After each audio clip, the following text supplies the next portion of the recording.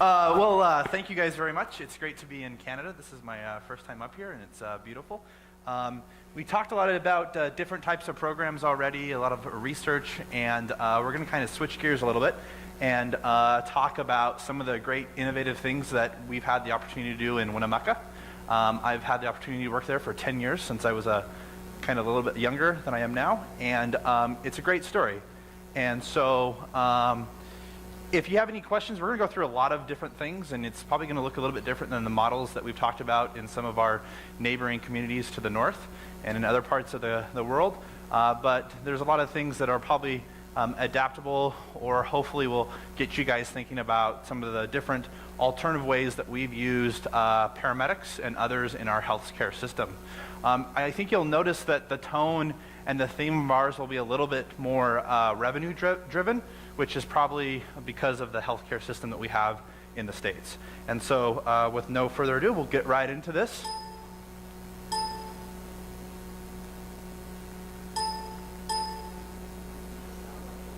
The top one, right? Bottom? Aha!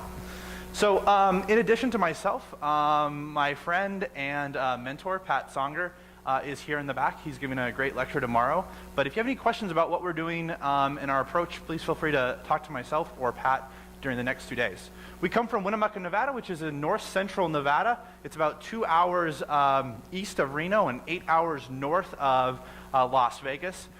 We are in a rural area. We service about 10,000 square miles, and I don't know what the conversion is to kilometers.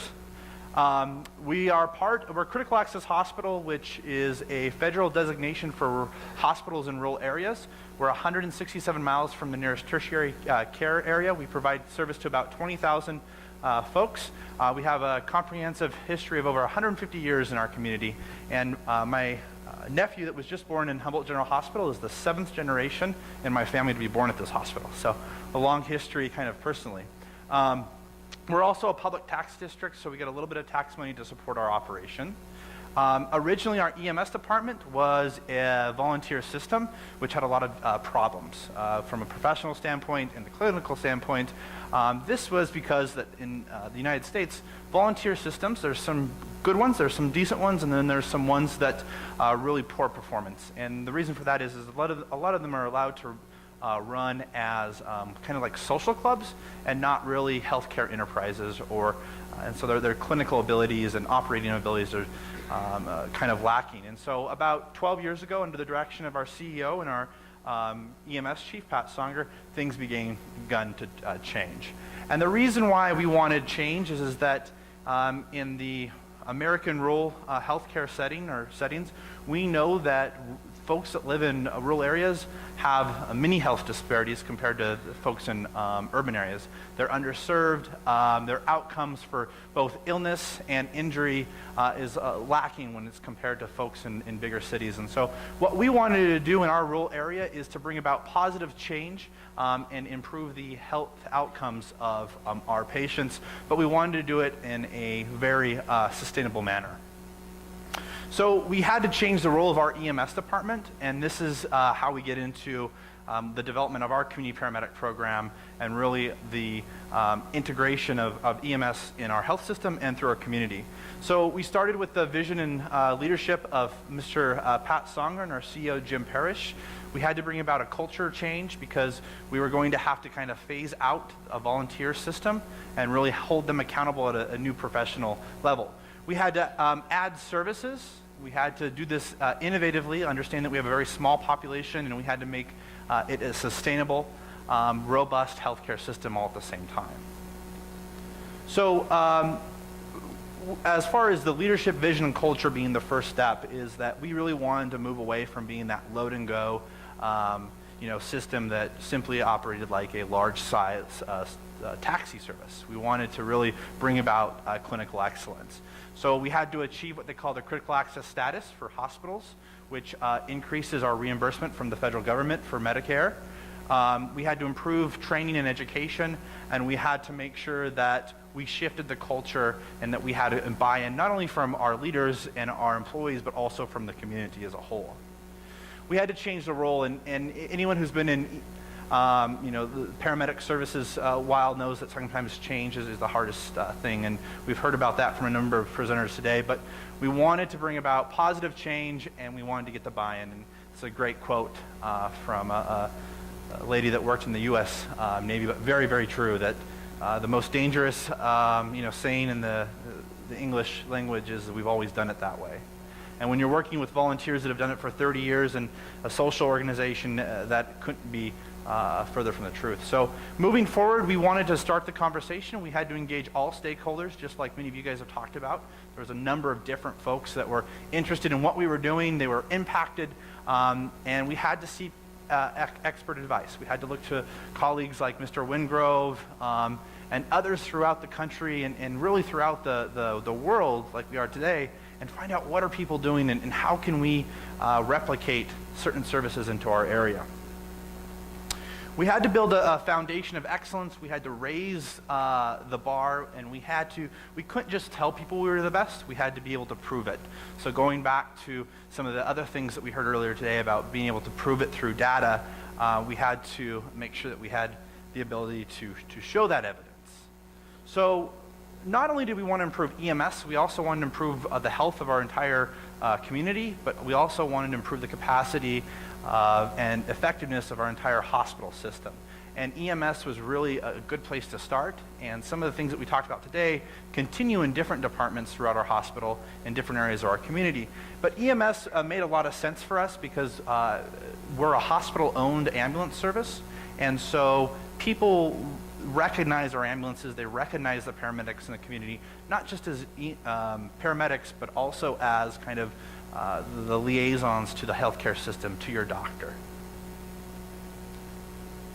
So we had to get buy-in, and in our healthcare systems in the United States, it's a very political, for obvious reasons. And so we had to start with the leadership and hospital board buy-in. That's kind of our local governance.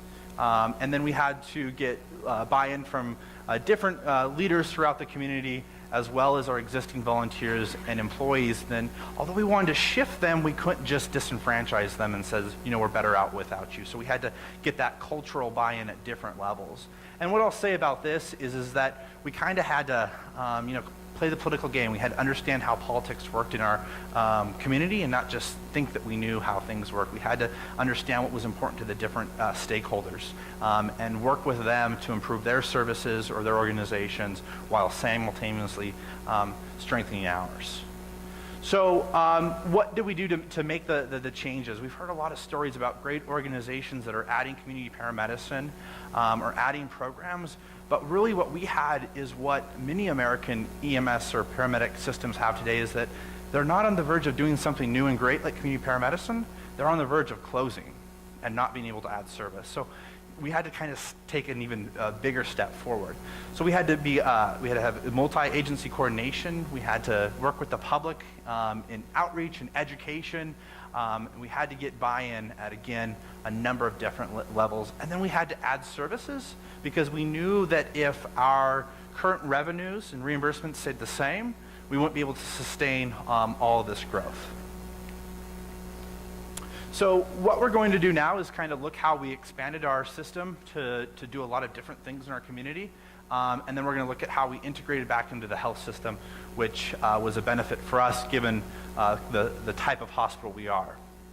So again, going back to having to prove that what we were doing made sense, and to kind of give evidence to both our hospital leadership and folks in the community that we were going to spend quite a bit of money, but it was important as we had to have good data and records. And we had to realize that if we couldn't measure it and we couldn't put it in a graphical sense to make people buy in to what we wanted to do, we wouldn't be able to really go anywhere. So we had to invest in things like a new EPCR system and data collection.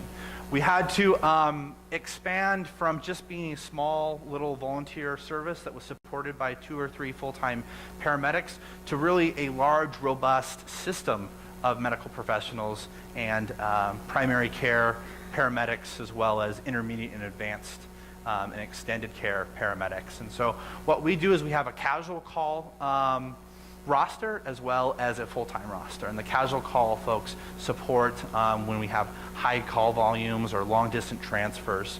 We offered free training, EMT or primary care paramedic training to any hospital employee or first responder in our community that was willing to go through it and then work for us. And so we were able to really kind of strengthen our numbers.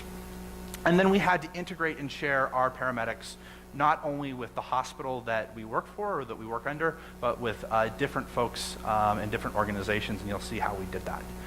Education and quality had to be kind of put on the highest pedestal, and we had to consistently look at bringing new people in, bringing new ideas in, delivering different education and training opportunities that won't be available. Again, being 2.5 hours from the nearest airport, we had to get very innovative in that. We hired a full-time training coordinator who does 100% of our QA, again looking and using those measures to make sure that what we're doing is done effectively. And then we had to expand. In our area, we have much of our population lives in very, very remote areas, and so we had to look about how are we going to do first response. And in many smaller rural areas, the fire departments do first response, but that wasn't feasible in any of the communities that we served. And so we partnered with the sheriff's office and police department, and in our communities, we have paramedics and primary care paramedics that work in the sheriff's office and in the local police department, and they provide that really essential first response for us, whether it's in our town or 2 hours away in one of the more distant communities in our primary response area. So again, we looked at an innovative way to provide that crucial first response piece. We also had to look and get buy-in from the community and folks that we hadn't looked at before. And one of the example up here is the local high school. We started an EMT training program, or a primary care paramedic training program at the high school, as well as a sports medicine one. And anyone from a small rural area can tell you that, especially football and soccer, they're really important to the community. And so by partnering with the coaches and the principals and the teachers, we really got a lot of good buy-in. And we were able to kind of market our services in a more functionally effective manner.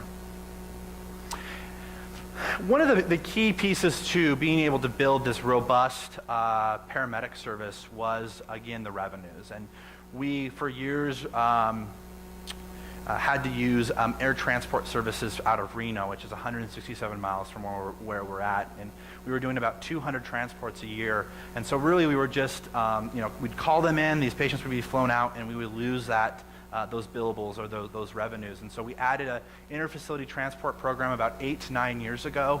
And what we did is we actually simultaneously saved our population in billables, because they weren't getting the expensive $50,000 bills. They were getting a little bit less bills, and their bills were a little bit less. But we were able to create a new source of revenue for our system. And we were able to, we've talked a lot about enhancing the professionalism of paramedics. We were able to give them another set of skills, more of a critical care or enhanced level of skills. And so we invested in this, and this was a great service to provide our community. We were actually quicker than the helicopters that would have to fly in from point A to our point B and then fly back, and really just improved the service and the care that we gave in our community. We knew that to have continued buy-in from our paramedics, we kind of had to keep them engaged. And so how we did that was we continually looked at new technologies, and we used our paramedics to look at new ways of doing things, research the newest laryngoscope blade or the field ultrasound. This is actually an x-ray machine that we use as part of our special event contracting part of our paramedic service, and paramedics are actually trained to read the x-rays, chest x-rays and things like that. Again, adding to our clinical level, but keeping our paramedics engaged with different skills and areas of expertise. One of the problems that we had in our community, and we still do, like many of you, is we have a huge behavioral health and psychiatric care issue. And for years, what would happen in Winnemucca, because we don't have a inpatient psychiatric unit, is that the patient would present to the ER, they would be cleared. When a bed became unavailable, what would happen under the volunteer system was the police officers would come, and because of police officer safety, oftentimes the patients would be handcuffed, put into a police cruiser, and driven to the inpatient facility in Reno. And Pat Songer and our CEO really didn't like that barbaric way of doing it. And so what we did is we took an old SUV, we painted it. It has leather seats in it. It used to have a drop-down TV in it. And again, still a safe and effective way of transporting them, but they're not in handcuffs. They're not on the cold plastic. And we can still get them there safely and quicker. And so, again, this is something that it was a lost leader for us, but it was important because it was the right thing to do.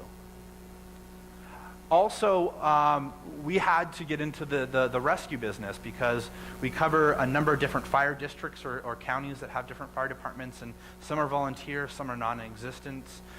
During hunting season, there's oftentimes no firefighters in town, so when you respond to a car fire and you have entrapped patients or people that need to get out, we had to look at getting into that business. And so we now are pretty much a comprehensive rescue.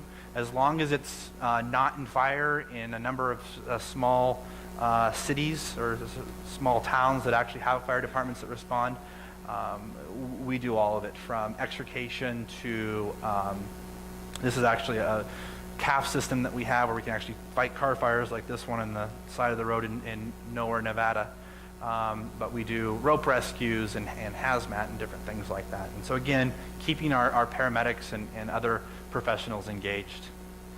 And so this is the part of the talk that shifts gears a little bit. And obviously in the state things are a little bit different, and we had to look at, if we're going to get into community paramedicine and we're going to decrease runs and we're going to decrease hospital admissions, how are we going to make this sustainable? So we had to come up with some retail or other business strategies. Things that we did is we contracted with local industry to provide on-site paramedics and primary care paramedics at the scene of their on-site at their businesses. This is Guardian Gold. It's a kind of a subsidy that we started under HGH, and this is our on-site emergency response, safety, and health services. And so what this would be is a paramedic and a primary care paramedic on-site at a mine that was about 3.5 hours from the local hospital, and they did everything from basic first aid. They had a few advanced life support calls, but they also did screenings and different things like that. And this was a big moneymaker for us during the when the economy in the United States and throughout the world turned down. We have a lot of gold mines, and the price of gold went through the roof. And so we had a lot of people adding mines and stuff like that. And so we were able to work with the gold mines and really create a new revenue source kind of outside of the box, so to speak. We got into government contracting, again with FEMA, the RED systems, AMR. We actually, up in northern Nevada, we've had 2 or 3 hurricane responses all the way down to Texas. And again, looking at different ways to contract with the federal government for more monies, again, to make us more sustainable, because especially in a rural area, if we don't put patients in beds and we don't transport patients and we simultaneously don't find other ways to make money, it's not sustainable. And so government contracting for hurricanes and wildfires provided more revenue for us. We got into community paramedicine in the year 2011. It was, I'd worked per diem or casual call for the organization for a while, and I was looking for a thesis for my bachelor's degree, and Pat said, oh, you gotta look into this new public health thing. It's called community paramedicine. And I remember Googling it, and I think I broke Google, because 4 years ago, even Google didn't know what community paramedicine was. You'd hear about some Gary Wingrove guy, but that was about it. But anyway, so we started with community paramedicine, and what we found is that in our rural area, unfortunately, we don't have the numbers to do like a real robust CHF or COPD program. We really have to look at what the patients need, and so we've partnered with as many stakeholders as we can. We've provided services to hospice patients. We've provided, wellness services to other high-risk populations. And we still have the same approaches, but sometimes, for instance, one of the guys that our community paramedics did, what they found out was that he didn't need a different medication, or he didn't need his blood pressure checked.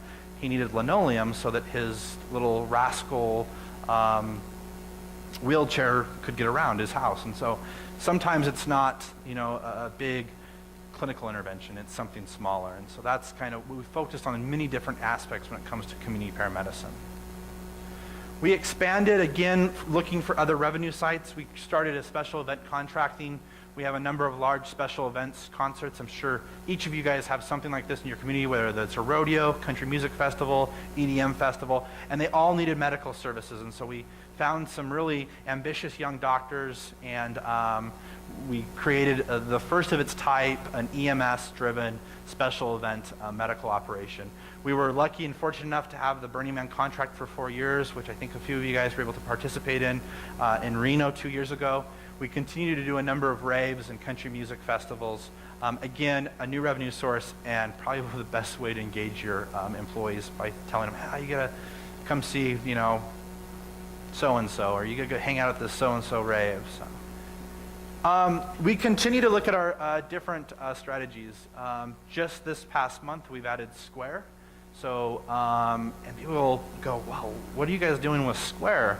Well, kind of at the direction of the CEO and a few others in our organization is we constantly have to look at ways to make things sustainable, as I talked about before.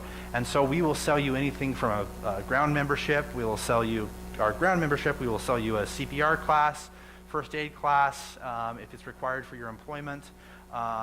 We do car seat. We'll sell you a car seat. If you need a car seat installed by one of our outreach technicians, they can do that. And so again, looking at ways to quickly capture those payment, because again, sustainability is so important.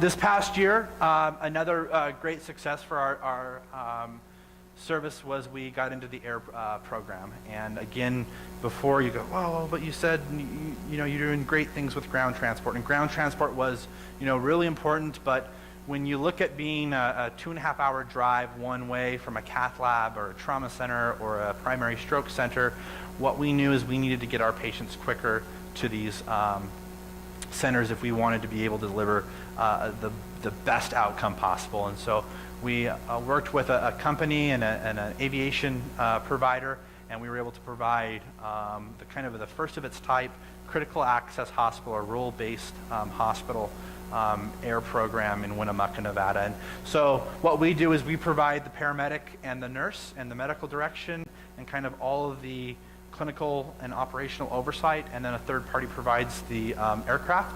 And so we maintain clinical and operational control in some aspects, while still being able to offer that.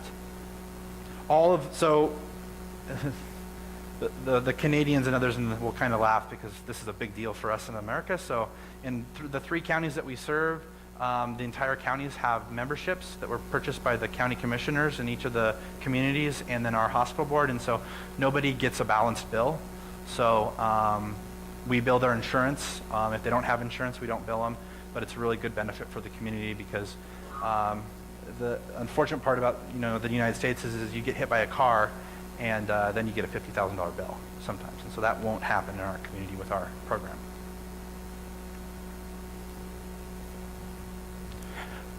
Okay, so we're going to talk about integration, and we've heard a lot about how community paramedics are being used throughout different communities in different venues. And this is what we're doing with our community paramedics and primary care paramedics. We integrate our community paramedics into our cardiovascular services, everything from Nuke Med. This is Anthony. He's working with a patient in cardiac rehab here. And so he provides kind of the clinical aspect. We have a PT or a physical therapist that comes in and does the exercise. And so he'll give him kind of some disease management lessons, as well as check his vital signs when he shows up for cardiac rehab. They also work in the nuke medicine and radiology departments if they need help with conscious sedation or medication administration. Oops, I'm going the wrong way. My bad.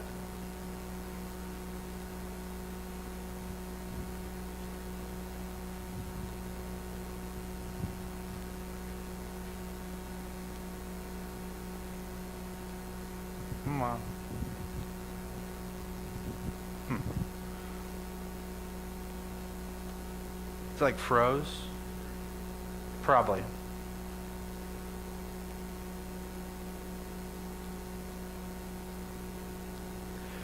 So in addition to the cardiovascular work that they're doing, we also have to put an emphasis on customer service now in the United States. And part of our reimbursements is tied to patient satisfaction. And so we've used our entry-level paramedics in customer service positions. This really teaches them how to interact with the public and with patients in a positive way, and it helps us keep patient satisfaction scores up. And so we have a primary care paramedic that works 5 hours a day in our main lobby, and she just helps people get around in wheelchairs, talks to patients, again, both a benefit to her and to our patients. Our primary care paramedics also help with the transportation of our nursing home patients or skilled nursing facility patients. This is a cost that we're able to now internalize instead of hiring somebody else to do. We can bring one of our, again, entry-level folks in, and they assist with the transportation needs of these patients. In the United States, we also have an EMT training, or the primary care paramedic training program. And what we used to do is we used to hire MAs, and then the MAs would be around for a few years, and those jobs usually don't pay very well, so they would go ahead and go find a new job or whatnot. And what we do now is with the paramedics that we have in our paramedic training program, we put them into the surgical services clinics, and they're able to help with wound checks and different things like that. So eventually, when they're out in the community providing more of the community care, community paramedic services, they're able to really identify, is that wound infected, or would the surgeon is this something a surgeon would want to see back in the office, or is this something that can wait till the weekend? And so it gives them another added level of training, but provides a needed service. Again, we're able to use the primary care paramedics, give them a job, and keep our costs down within our community. Another way that we increase revenue is we use our primary care paramedics to run our occupational health program. We have, again, a lot of mines, and so they require hearing and pulmonary function tests once a year. On the left, that's Emily. She's one of our entry-level paramedics, and she oversees this program, which our first year we had a net income of over $50,000. So again, a new way, a new source of income for our department. Under the Affordable Care Act, Obamacare, or healthcare reform, as some may know it, there's a huge emphasis on wellness. And so employers have to get involved and engaged in employee wellness. Our community paramedics, this is Ken, we do a cholesterol, glucose, waist girth, height, weight, and blood pressure check. And we bill that out at about $90 per evaluation, and employers pay that in a package price. Again, a new service, and then we're able to identify somebody that may not know that they're at risk for diabetes or high blood pressure, and refer them back to our primary care providers. For about 6 months, we didn't have a public health nurse in the 3 counties that are directly attached to to Humboldt County. And so our EMS, RNs, and paramedics put on a number of different public health programs. This is a flu shot pod point of delivery that we did, again, taking more of a population health approach.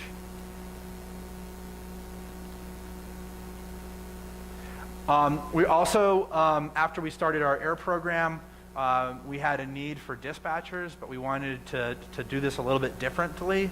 And so now we have primary care paramedics and other medical professionals that staff a 24-hour-a-day communication center.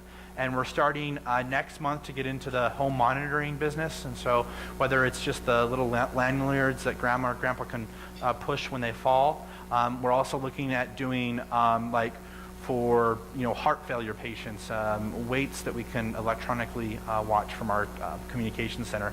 All again from our very rural, somewhat small healthcare system. We've partnered throughout the years with other communities, and we provide management and administrative oversight for the hospital next to us. And again, just identifying those partners throughout the region and improving care, patient satisfaction, and really trying to meet that triple aim that we've talked about so much today. I put in a few slides about the finances because this is the reality of it, and it's important because I think that especially in the United States, we really don't know how we're going to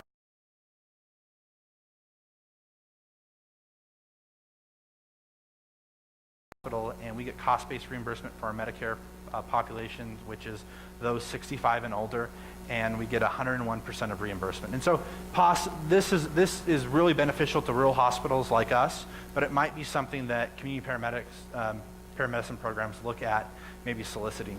This past year, I've never heard of this before. About 3 months ago, we get a knock on the door, and it's our state Medicaid lady, the administrator of state Medicaid, and she goes, "Hey, I'm in town for this other meeting, but I hear you're doing this really cool stuff with community paramedicine, and I want to write regs and find out a way to pay you in the next few months." And so we are within 1 or 2 months of having Medicaid wanting us to provide services, and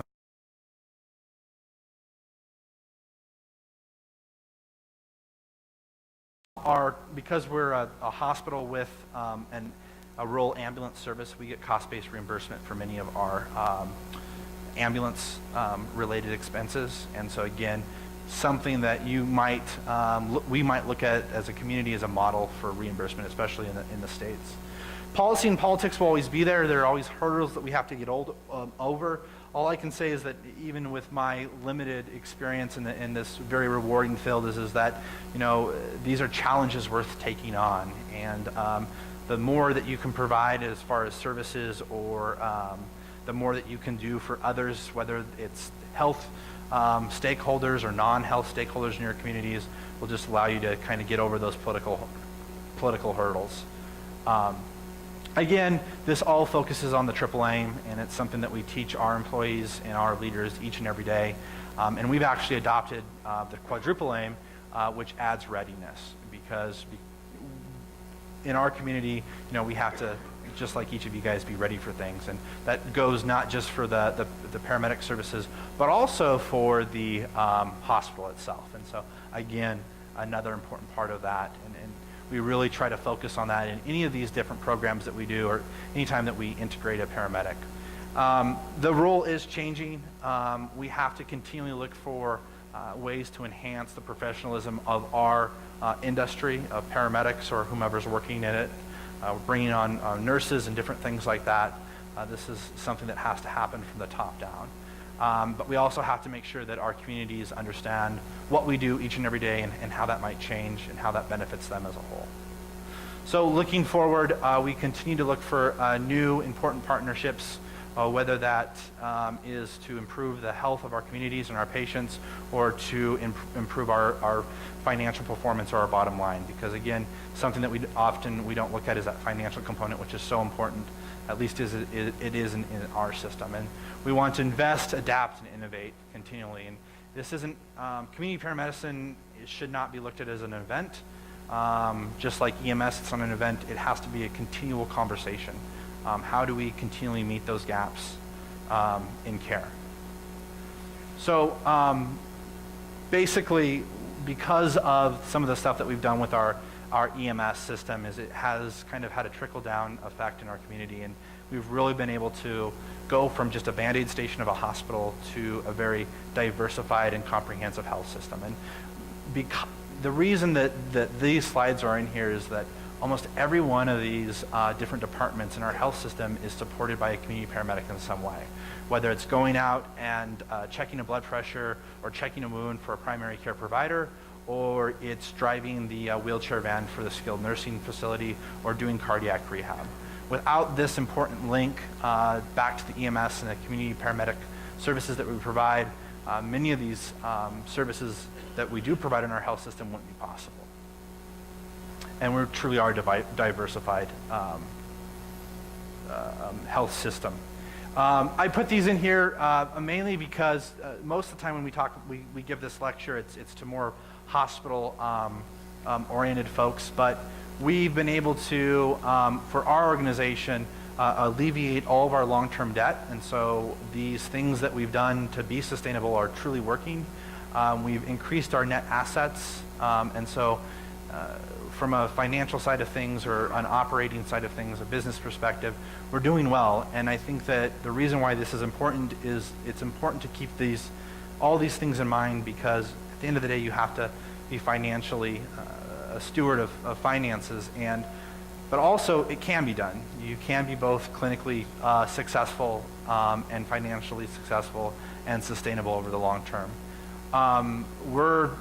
We continually from the EMS perspective look at different ways to integrate into our community and to integrate throughout our hospital.